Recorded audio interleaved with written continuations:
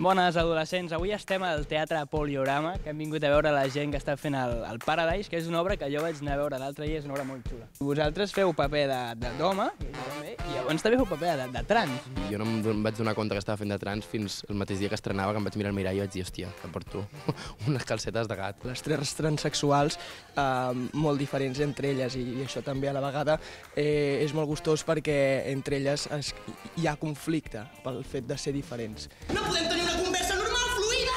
Ayuno!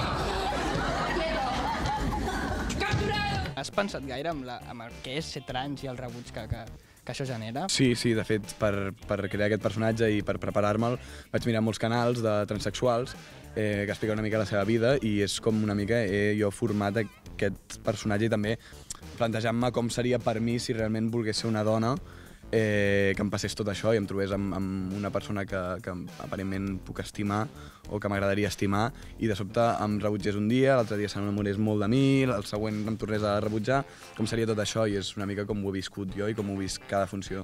I els teus personatges és xulo perquè un seria un loser, un pringaillo, i l'altre també és un pringadillo però no s'ho creu. Un, que és el Vicenç, que és l'home que va al prostíbul i té trama amb la Veroshka, va buscar una cosa que no és, vull dir, en realitat no busca sexe, busca companyia.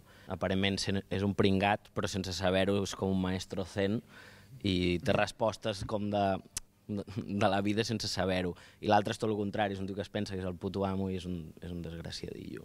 Paradise es lugar donde suceden historias. La gent que no l'ha vist, jo crec que, primer de tot, perquè els temps que estem vivint són molt forts, crec que és algo necessari per també desconnectar una miqueta. I desoxigenar. És una obra on es veuen tres històries, tenen una profunditat molt especial i que crec que es barreja com molt el drama amb la comèdia, és com un equilibri que crec que s'aconsegueix bastant. Mi nombre es Veroshka, pero todo el mundo me llama Vero.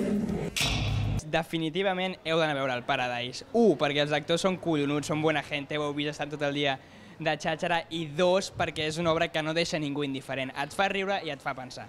I això ho podeu fer mitjançant Escena 25 i us sortirà un preu de lujo.